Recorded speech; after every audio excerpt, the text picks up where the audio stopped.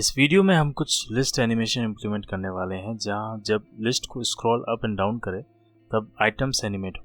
ये ओरिजिनली इस ट्वीट से इंस्पायर्ड है बाय यूजर नेम रफेल, जिसमें कुछ लिस्ट स्क्रॉल आइटम व्यूएबिलिटी एनिमेशंस के एग्जांपल्स हैं। इसलिए इस वीडियो में हम देखेंगे कि इन सब को रिएक्ट नेटिव में कैसे इम्प्लीमेंट करें। तो यहाँ एक इनिशियल लिस्ट इम्प्लीमेंटेशन है।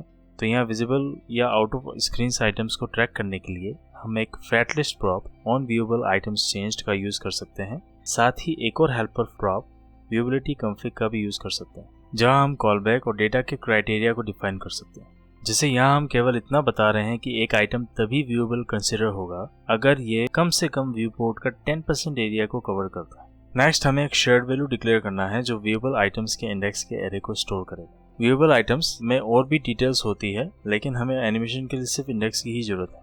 लास्ट में इसे as a prop list item में पास करते हैं। अब सबसे पहले हम ब्लर एंड रोटेट एनिमेशन करेंगे, इसलिए यूज एनिमेटेड स्टाइल हुक में हम देखेंगे कि अगर व्यूएबल शेयर्ड वैल्यू में आइटम का इंडेक्स है मतलब आइटम अभी एक्टिव है, और अगर नहीं तो हम उसे 15 डिग्री के साथ रोटेट करेंगे।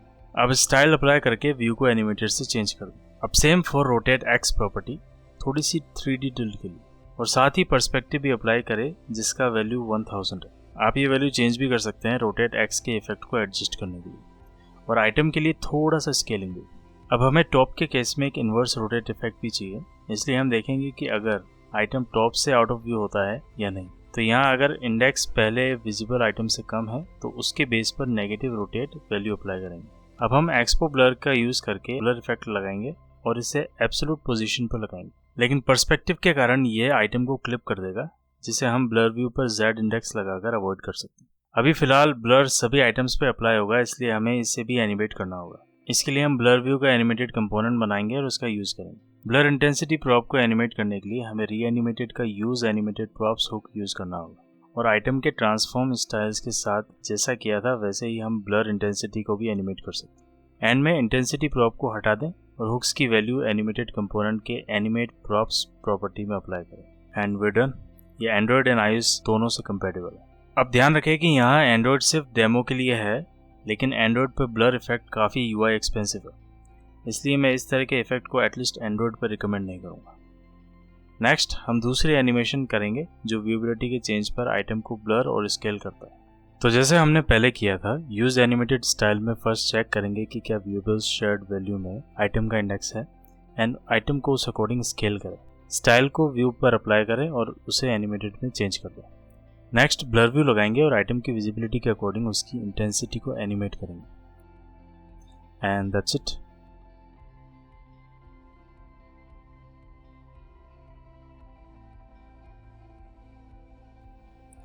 अब तीसरी एनिमेशन जिसमें आइटम को स्केल एंड इमेज को कॉन्ट्रास्ट करना होगा, यहाँ हम लास्ट एनिमेशन कोड से कंटिन्यू कर सकते हैं, लेकिन यहाँ ब्लर इंटेंसिटी को थोड़ा सा कम रखेंगे।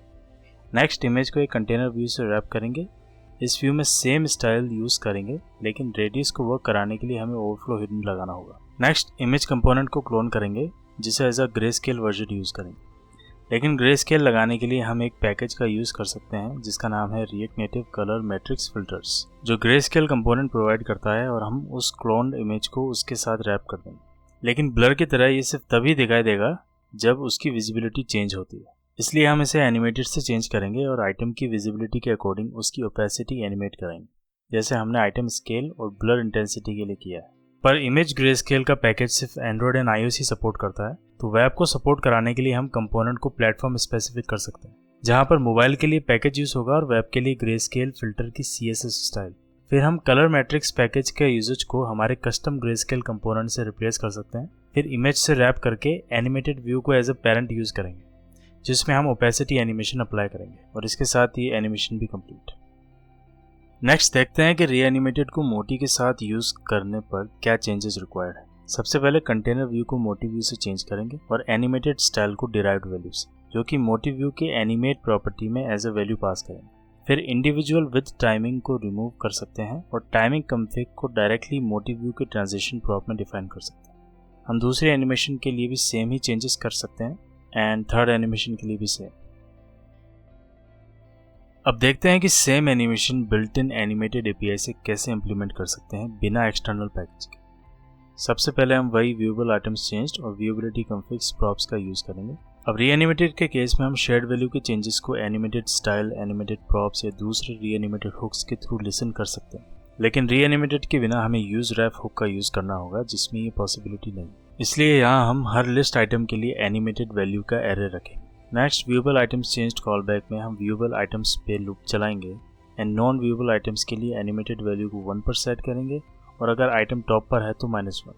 इसका कारण यह है कि हम इस रेंज का यूज़ लिस्ट आइटम में एनिमेशन के लिए वैल्यूज़ को इंटरपोलेट करने के लिए करेंगे। फिर एंड में व्यूएबल्स को एज अ प्रॉप पास करेंगे। अब फर्स्ट एनिमेशन के लिए व्यूएबल्स एरे में इंडेक्स के थ्रू उस आइटम की एनिमेटेड वैल्यू एक्सेस कर सकते हैं एंड -1, 0 से 1 तक इंटरपोलेट कर सकते हैं, जैसे यहाँ हम रोटेट प्रॉपर्टी के लिए कर रहे हैं।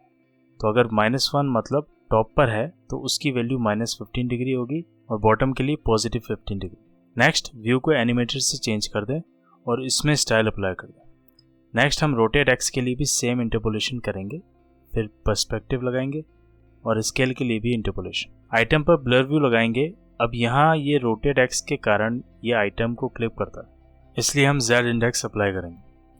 नेक्स्ट, ब्लर व्यू को एनिमेटेड से चेंज करके दूसरों के जैसे इसकी इंटेंसिटी को इंटरपोलेट करेंगे एंड इट्स डन।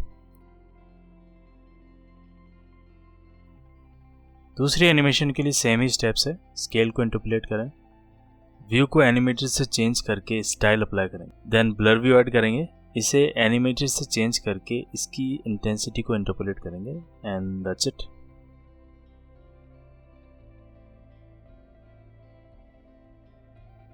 एंड तीसरी एनिमेशन के लिए हम लास्ट एनिमेशन कोड से कंटिन्यू कर सकते हैं, लेकिन थोड़ा कम ब्लर वैल्यू के साथ। इमेज को एक कंटेनर व्यू से रैप करें, पर व्यू से इमेज पर रेडियस वर्क कराने के लिए हमें ओवरफ्लो हिडन लगाना होगा। इमेज कंपोनेंट को एज अ चाइल्ड क्लोन करें एंड इमेज को ग्रे स्केल करने के लिए रिक्वायर्ड पैकेज इंस्टॉल करेंगे एंड क्लोन की गई इमेज पर ग्रे स्केल अप्लाई करेंगे।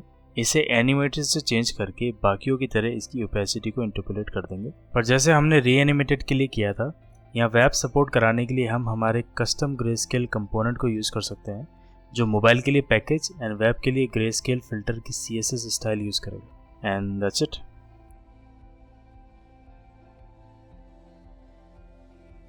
एंड में एक छोटी सी टिप, जब हम व्यूएबल आइटम चेंज और कॉन्फ़िग प्रॉप का यूज़ करते हैं तो आपको मोस्टली हॉट रिलोडिंग के टाइम लगातार ये एरर आ सकती है, तो हम इसे अवॉइड करने के लिए ये चेंजेस कर सकते हैं, जैसे config JSON and callback function value को अलग कर दें और इसे यूज़ रैफ या यूज़ कॉलबैक के थ्रू यूज़ करें, या हम इसके लिए दूसरे helper prop viewability config callback pairs का भी यूज़ कर सकते हैं। इससे ये एरर फिक्स हो जाएगा।